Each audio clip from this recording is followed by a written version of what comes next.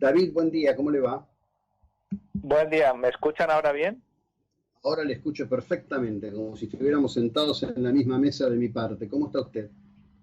Muy bien, encantado de escucharles. Bueno, David, cuéntenos, estamos frente a una nueva vuelta de tornas en el conflicto, básicamente en este caso entre la organización Hamas y el Estado de Israel, en una situación de características inéditas por la acumulación de poder de fuego que tiene en este momento Hamas, con un tema que me gustaría indicar, ¿no? Si bien se hace foco en el Estado de Israel y jamás hace foco en atacar a Israel bajo su prédica de destruir el Estado hebreo hasta sus cimientos, también hay que decir que es una organización que está constreñida en un espacio muy pequeño, pero que también tiene todos los lazos cortados con Egipto, ¿no? Que no tiene, con respecto de Hamas, una mejor posición que la que tiene, por ejemplo, Israel mismo. Sí, sin duda alguna es un punto más en este conflicto. Usted mismo señalaba esa foto de Yasser Arafat, es ese gran conflicto no resuelto en el siglo XX y parece ser, nos tememos que será el gran conflicto no resuelto en el siglo XXI. Sin duda alguna, esta crisis que ha surgido actualmente responde también al contexto interno de cada una de las dos partes. Hay que recordar que, por ejemplo, en Israel en los 2 últimos años ha habido 4 elecciones y no se ha podido formar gobierno. El país está haciendo de forma bastante efectiva frente a la pandemia del coronavirus y, por otro lado, tenemos también en Palestina, los territorios palestinos, previsiblemente iba a haber elecciones en mayo de este año, al final se han pospuesto y esto también se puede entender como una muestra de fuerza de Hamas sobre los demás fuerzas palestinas. Bueno, indudablemente la situación interna es compleja, básicamente por el sustrato del enfrentamiento entre sunitas y chiitas, una cuestión que yo diría pocas veces queda bien explicitada ante la vista del público común, ¿no? Sí, sin duda alguna también tenemos que entender que la causa palestina ha sido una de las pocas cosas que ha unido históricamente al resto de poblaciones árabes y también en menor medida al resto de poblaciones musulmanas. Sin embargo, hay que también señalar que en los últimos años, por la administración Trump, muchos de esos países árabes que en su momento habían apoyado la causa palestina, ahora se estaban aproximando más al eje de Israel y sobre todo algunos países árabes se habían aproximado a Israel porque consideraban que la verdadera amenaza en la región no era tanto Israel como sí Irán. Bueno, el tema de Irán es un tema de carácter concreto. Irán, a un costo quizás eh, inmenso para su propia población, ha constituido una base de poder militar. Es predominante su posición en apoyo del gobierno sirio, su alianza implícita con el gobierno de Putin, y además yo estaba mirando un video, quizás usted ya lo ha visto porque está circulando en las redes, que lo filmó un joven en la Franja de Gaza, mostrando los camiones que llevan los lanzadores móviles de los cohetes que se lanzan sobre Jerusalén y sobre la frontera sur del Estado de Israel. Y todo eso es mucha tecnología y es mucho dinero y difícilmente pueda desarrollarse apropiadamente dentro de la propia franja de Gaza, ¿no?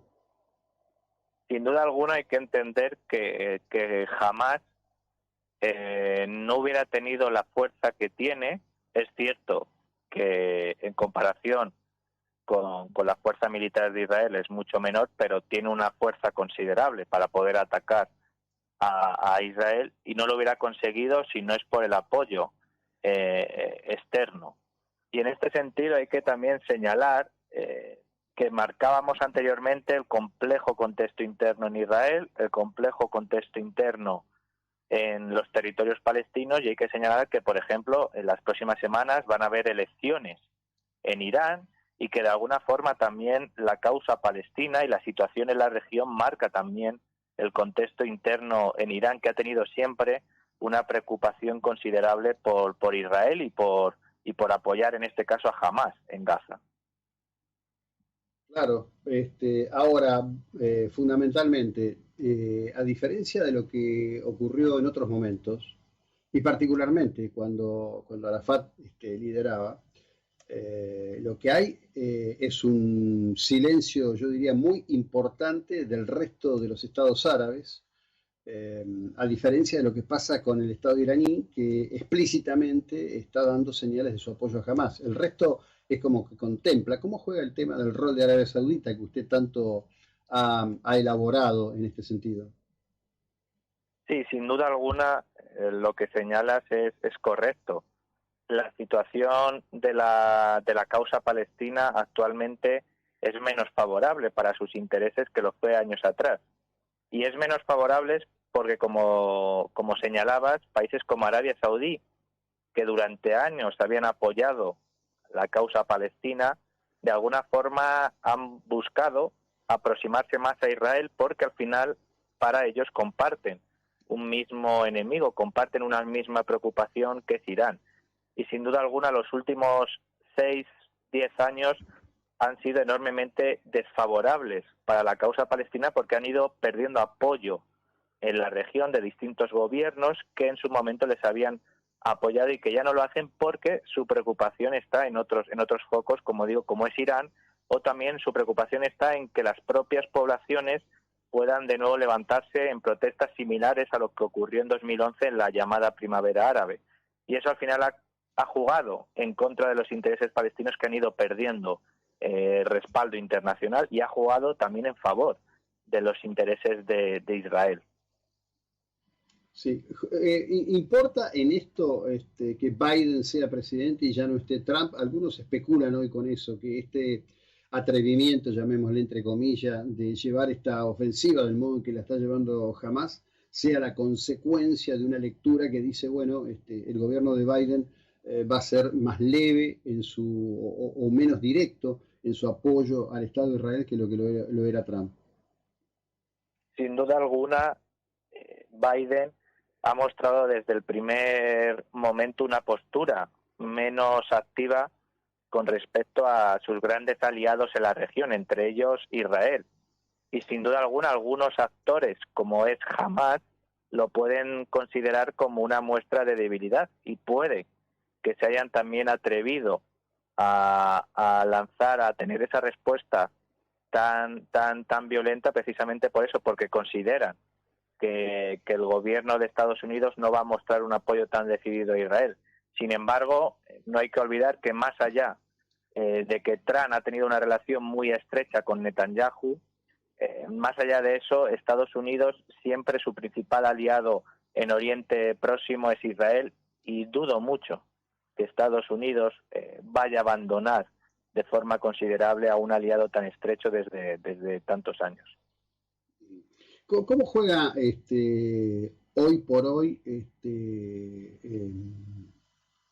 Arabia Saudita en este esquema? Arabia Saudita que tiene una situación muy, muy complicada, evidentemente en el proceso del trascambio generacional, los últimos años ha sido más noticia por los escándalos de corrupción que por su rol político en el mundo árabe.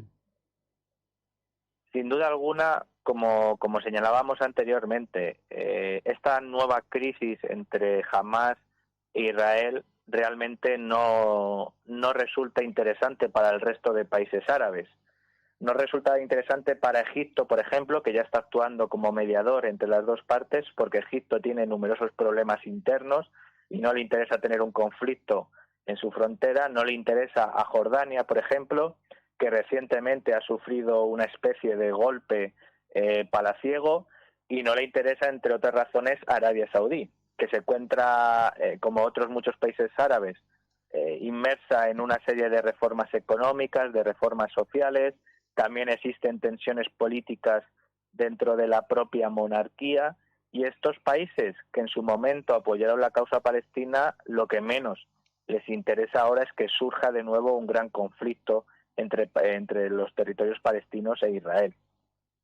Claro, evidentemente.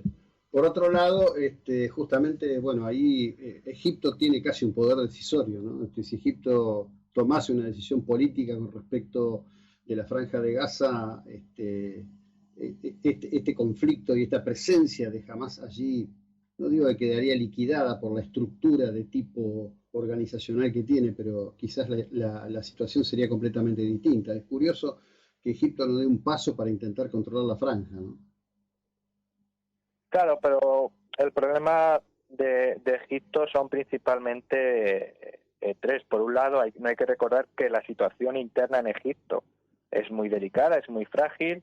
En los últimos meses ha habido numerosas protestas contra el presidente al-Sisi.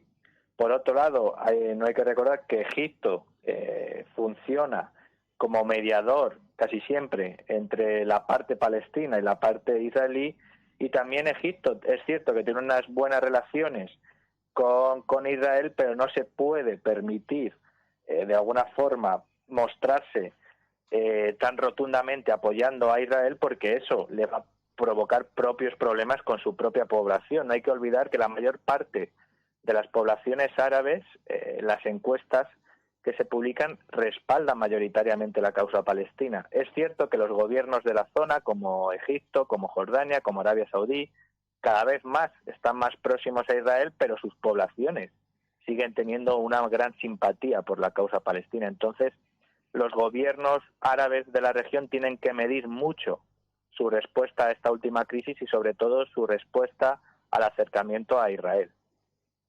Bien, David, muchísimas gracias. Buena jornada.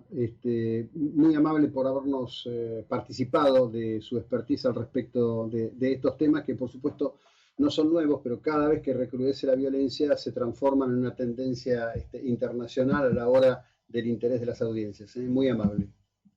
Muchas gracias a ustedes. Bueno, era David Hernández desde España.